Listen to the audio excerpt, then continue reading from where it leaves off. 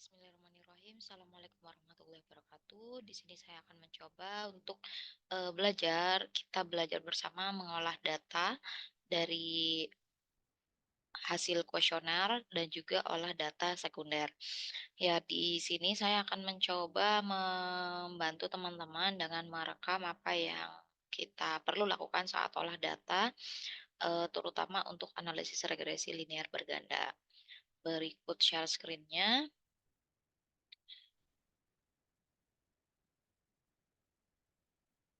Oke, di sini kita sudah menyediakan ya data kuesioner dari data primer dan data sekunder. Aslinya kalau data primer ya di sininya yang setuju tidak setuju dan seperti itu. Nah, ini kita anggap kita sudah olah menjadi angka skala Likert dan ini adalah sampelnya. Sampelnya ada 30, jadi responden ke 1 sampai ke 30. Nah, di sini kita ada 3 variabel independen ya, X1, X2, X3 dan juga satu variabel, dependen ya atau Y-nya dan di sini, kita gambarkan masing-masing memiliki 5 item kuesioner sehingga totalnya ada 25. Nah, jangan lupa teman-teman juga perlu menjumlahkan per variabelnya di sebelah sini untuk nanti kepentingan uji, regresi maupun uji, yang lainnya. Nah, di sini berarti kita anggap ada 20 ya, maksudnya ada 20 ya, 5 kali 4, 20 item kuesioner. Yang perlu kita lakukan adalah, meng-copy paste-nya dan mentransform. Jadi, ketik copy, kemudian klik di sini, klik kanan, transform yang ini, transpose sehingga dia, berubah menjadi ke bawah. Ini penting kita lakukan untuk apa? Untuk kita masukkan ke SPSS. Kemudian kita sekarang coba membuka SPSS-nya. Jadi ini memang agak, cepat gitu ya, karena dianggapnya sudah, tinggal olah data SPSS-nya aja nih, bukan lagi ke filter, bukan lagi ke screening datanya, ataupun ke semacam, mengumpulkan datanya. Kita anggap ini sudah data yang clear dan data yang sudah, ready untuk diolah.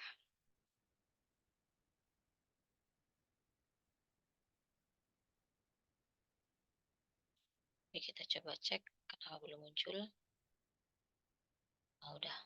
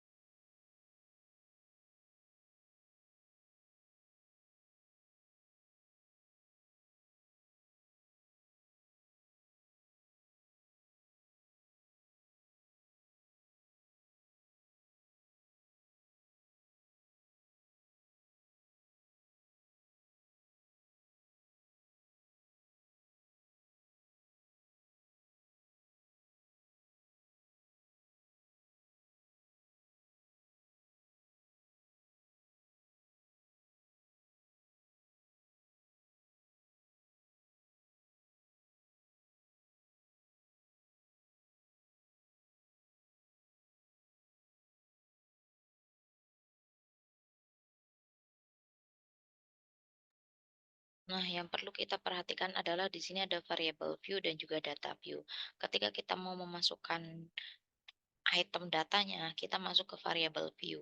Karena tadi ada nomor sampel, kita masukkan dulu nomor, kemudian kita copy paste yang kuesioner keberapanya tadi.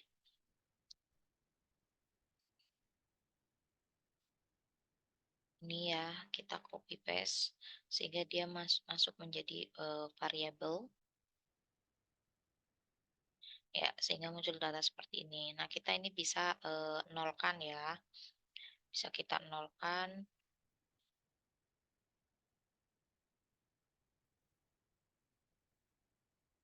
Ini memang agak text time di awal, tapi pastikan teman-teman nih benar ya, karena ini akan mempengaruhi hasil olah datanya. Kalau desimal sih nggak ngaruh ya, cuman yang jenis-jenis seperti ini. Dan pastikan kalau memang kita masukkan yang angka berarti di sini numerik, jangan string. Kalau string itu untuk data huruf. Kemudian ini pastikan scale semua.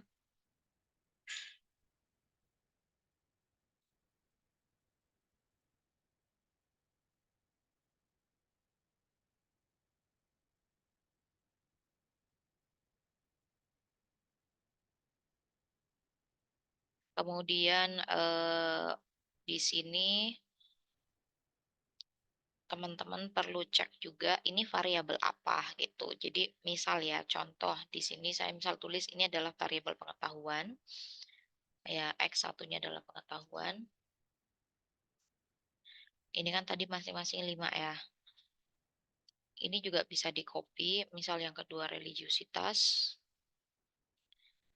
Ya, sampai ke sini misal religiusitas, kemudian ini misal anggaplah contohnya variabel produk ya.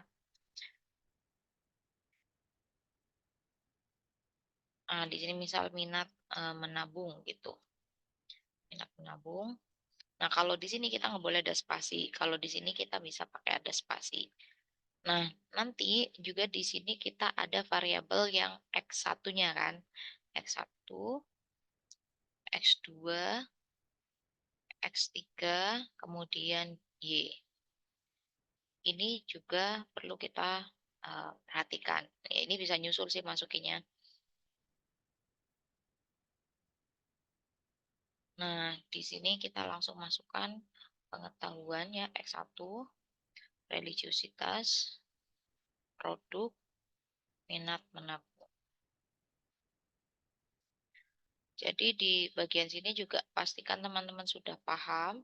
Lalu kita tinggal copy paste datanya dari nomor ya dari sini sampai ke yang Q20. Q20.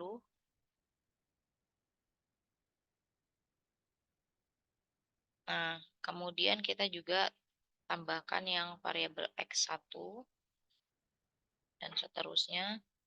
Ini bisa juga dijumlahkan di SPSS ya dengan fungsi transform, tapi lebih cepat dengan Excel sih.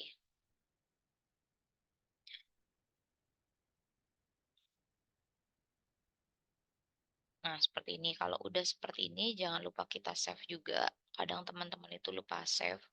Katakanlah ini misal SPSS latihan. Ini data input ya namanya. Nanti ketika kita olah data ada namanya data output. Nah, ketika kita udah save, dia akan muncul seperti ini. Nah, apa yang perlu kita lakukan? Biasanya teman-teman pasti akan uji reliabilitas, validitas, dan sebagainya. Sehingga kita bisa masuk ke misal yang reliabilitas dulu ya. Reliability analysis. Nah, kita masukkan tapi tidak semua. Kita satu-satu per variabel. Jadi variabel pengetahuan, pengetahuan semua masukin gitu. Di sininya kita klik 3 ini. Nah, nanti di sini kita akan tahu validitasnya juga, reliabilitasnya juga. Nah, kalau udah oke. Nah, muncul hasil seperti ini. Jangan lupa juga kita save biar tidak lupa. Kita tulis juga SPSS latihan. Ini namanya data output. Nah, apa yang perlu kita cek adalah ini reliability test sama validity. Nah, validity itu dilihatnya dari sini, teman-teman.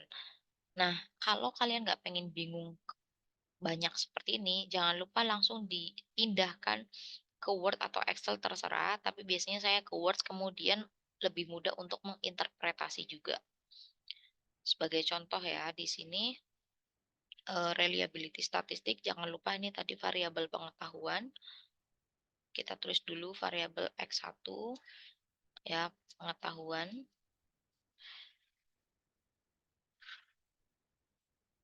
Nah, ini adalah reliability-nya. Validity-nya kita juga save di sini. Nah, ini validity-nya. Nah, kalau kalian sudah mencapai ke validity, jangan lupa cek R-tabelnya. Nanti kalian buka R-tabel, kemudian di sini ada yang namanya eh, jumlah sampel. Jadi tadi kan jumlah sampelnya 30. Nah, caranya adalah kalian harus cari 30 dikurangi 2. Jadi degree of freedom-nya adalah 28. Nah, maka ambil garis ini, baris ini, lalu ambil baris yang kedua yang 0,05 atau 5% di sini. Berarti di sini R tabelnya adalah 0,360. Bagaimana analisisnya? Pastikan yang bagian ini itu harus lebih besar dari 0,360. Di sini ada variabel yang satu tidak valid, yaitu pengetahuan yang ketiga, berarti Q3. Item kuesioner Q3 itu kurang dari 0,3601. Nah, nanti ini harus dikeluarkan. Biasanya kita hapus Q3, jadi nanti kuesionernya tinggal Q1, 2, 4, dan 5. Begitu juga dengan reliability test. Biasanya, tadi ini 0,3601 R tabelnya. Nah, kalau yang reliability biasanya kita pakai standar harus lebih dari 0,70. Sehingga ini bisa dikatakan tidak reliable. Nah, bagaimana kalau seperti ini? Biasanya kalau tidak reliable juga kita hapus variabelnya, tapi bisa juga mungkin karena jumlah sampel dan sebagainya, banyak alasan. Tetapi ada juga yang mengatakan reliabilitas itu dari mulai 0,5, 0,6, kemudian 0,7. Jadi kalau ada sumbernya mengatakan 0,6 juga boleh, berarti ini bisa masuk. Atau bisa jadi kita misal bulatkan 0,681 juga hasilnya 0,7. Jadi ini masih agak oke lah ya. Nah, ini contoh untuk variabel yang pengetahuan. Kemudian kita coba variabel yang kedua yaitu variabel religiusitas. Nanti kita coba juga yang variabel ketiga produk. Begitu juga yang Y, minat menabung harus kita cek. Caranya sama,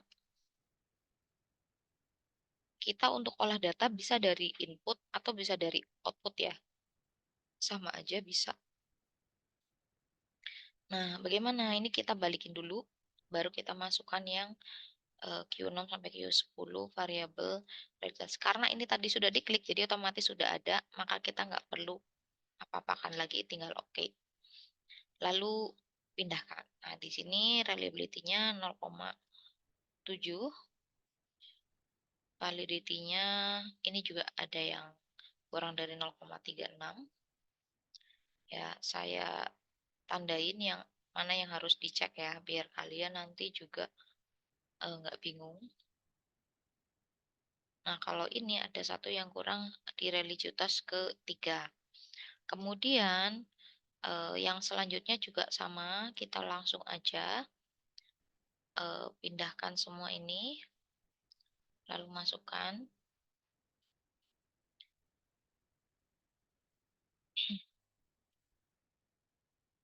Eh, ini lebih kecil ya, 0,605.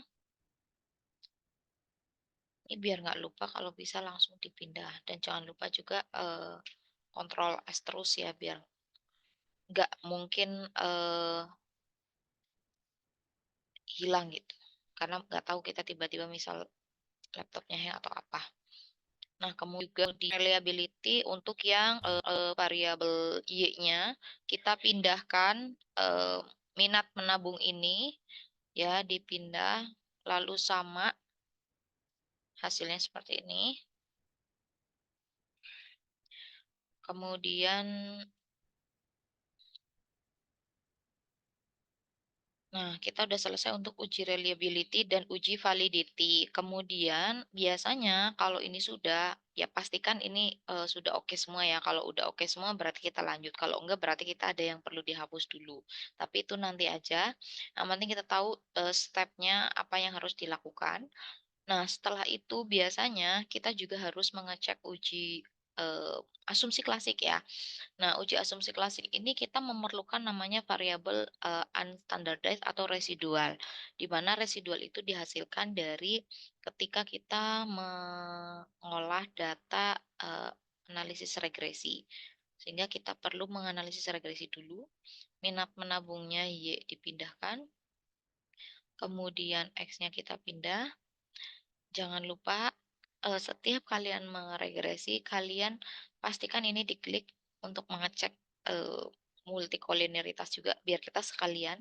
Kemudian plot itu untuk membentuk scatter plot, Z-pred di X, S-resi di Y. Kemudian kita klik ini biar muncul Nah, residual itu dihasilkan dari sini, residual unstandardized, nanti biar memunculkan variabel unstandardized-nya, sudah cukup 3 ini ya, kemudian oke. Nah, di sini akan muncul output banyak sekali. Nah, kalian, eee, kenapa ini nggak muncul ya? Sebentar,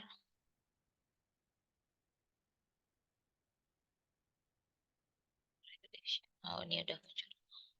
Nah, yang perlu kalian perhatikan karena kita mau uji normalitas dan lain-lain, sebetulnya ini belum dilihat dulu.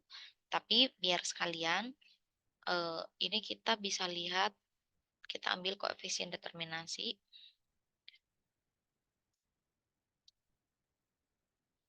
tuh yang dilihat adalah R-square-nya biasanya, ada juga yang melihatnya dari adjusted R-square, kemudian tabel ANOVA. Di tabel ANOVA ini kita melihat signifikansi dari uji simultannya. Kemudian yang selanjutnya adalah tabel koefisien ini biasanya yang kita lihat ini untuk melihat uji T atau yang terpisah ya. Nah, di sini kita cek signifikansinya harus kurang dari 0,05. Nah, kalau ini kan berarti nggak ada yang kurang dari 0,05 ya. Berarti nggak ada yang signifikan. Nah, tapi itu kita abaikan dulu, yang penting kita tahu. Nah, yang ini adalah cek multikolinearitas biasanya. Nah, sudah. Nah, ini biasanya dari sini sebetulnya kelihatan ya, apakah data kita terdistribusi normal. Kalau normal itu biasanya memang bentuknya seperti ini. Nah, ini sebetulnya ada beberapa outlier ya di sini berarti. Tapi nanti kita cek. Kemudian ini juga uji normalitas, kalau dia bentuknya memang tidak menjauh dari garis itu berarti normal.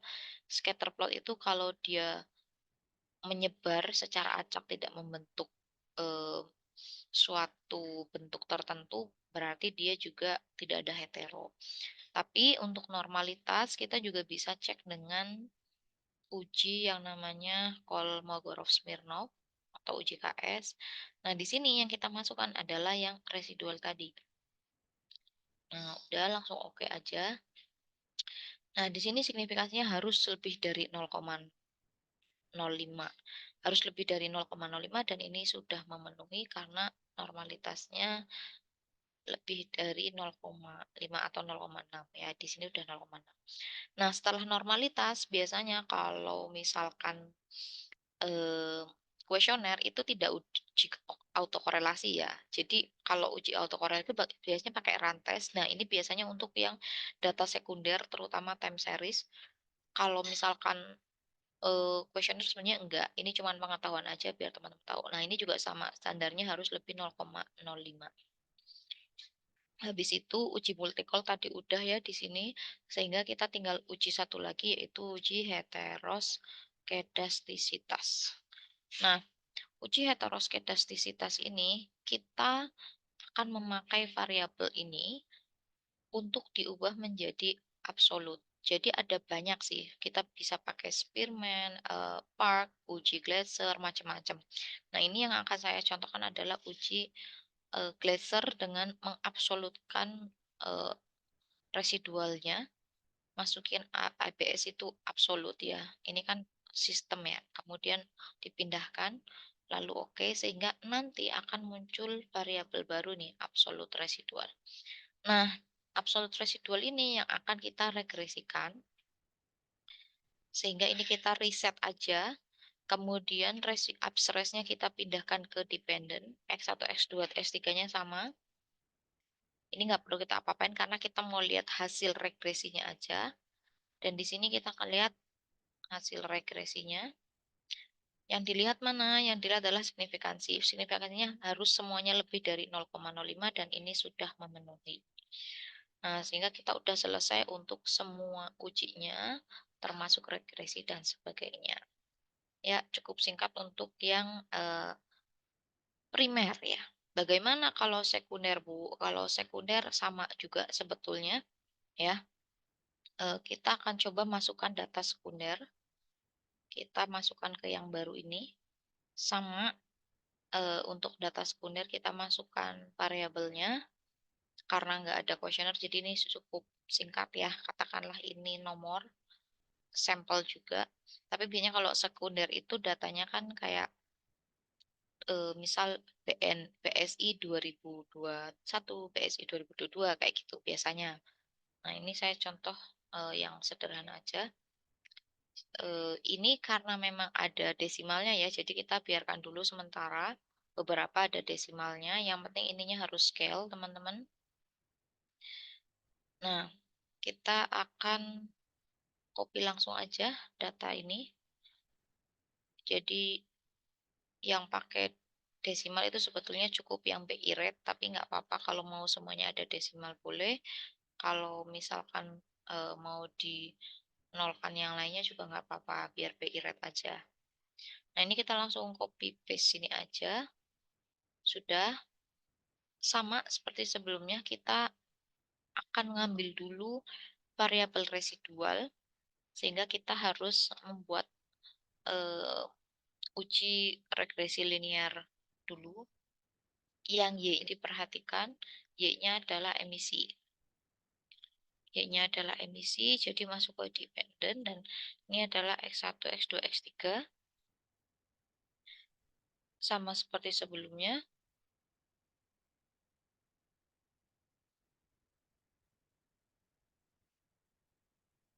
Ini yang paling penting dicek. Nah,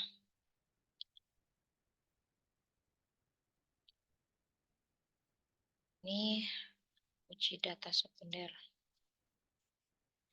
Nah, di sini em, jangan lupa kita simpan.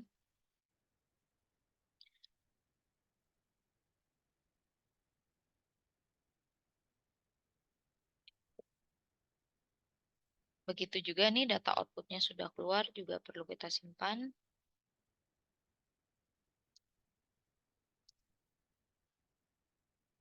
Nah, yang kita bisa lihat secara sekilas ya, em, koefisien determinasinya, kemudian uji simultannya juga oke. Kalau yang ini, lalu uji signifikansinya ini masih ada yang signifikan di sini. Ininya juga aman, multiple-nya. Kemudian pastikan residualnya sudah muncul. Nah, kalau residualnya sudah muncul, kita bisa uji, kita nggak perlu relief sama validitas ya. Kalau sekunder, kita langsung uji normalitas dengan uji Kolmogorov-Smirnov. Kita pindahkan ini ke sini, lalu oke. Nah, ternyata hasilnya dia lolos uji normalitas ya, karena lebih dari 0,05. Selanjutnya, karena ini data sekunder dan ini time series kan dari bulan per bulan ya kalau BI rate, jadi kita harus cek yang namanya uji autokorelasi dengan cara rantes sama ini dipindahkan aja lalu oke. Hasilnya, oh dia ternyata ada autokorelasi. Biasanya pasti ada autokorelasi ya, apalagi yang datanya mirip-mirip. Makanya kalau data sekunder itu kadang biasanya kita juga pakai Fuse ya, nggak pakai SPSS. Kadang ada beberapa hasilnya juga berbeda. Tapi yang penting kita udah tahu dulu cara.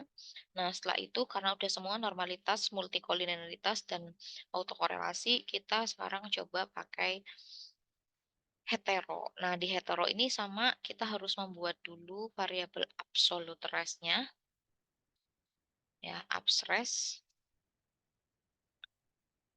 Nah, di sini ABS, kemudian residualnya kita pindahkan,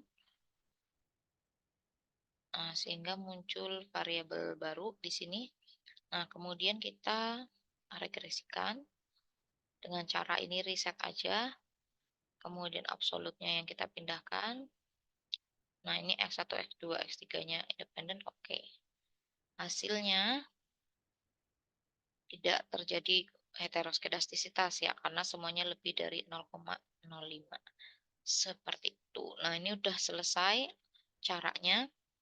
Kalian harus membuka teorinya tentang berapa sih harus reliability-nya, validity-nya, kemudian harus juga buka airtabel, lalu untuk uji yang lainnya misal ini R-square-nya berapa, uji simultannya, kemudian ini uji T-nya yang parsial.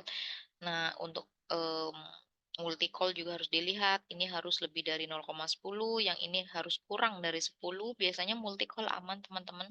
Kemudian ini uji normalitas harus lebih dari 0,05. Nah, itu benar-benar kita harus lihat, secara teori ini juga harus lebih dari 0,05. Begitu juga dengan yang hetero. Secara umum sama ya antara data sekunder dan data primer.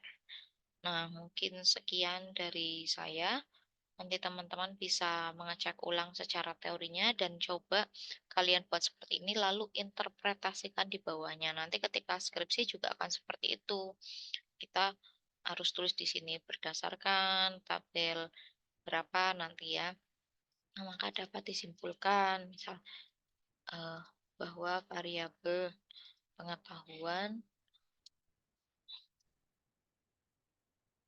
lolos, misal lolos uji reliabilitas, katakanlah ini lebih dari 0,7 ya, karena hasil Cron Cronpach alpha lebih dari, misal ini berarti standarnya 0,6 atau ya udah lebih dari 0,7 ya. Yaitu misal ini 0,8 katakanlah atau berapa gitu.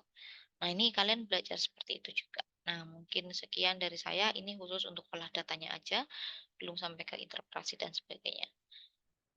Saya akhiri, assalamualaikum warahmatullahi wabarakatuh.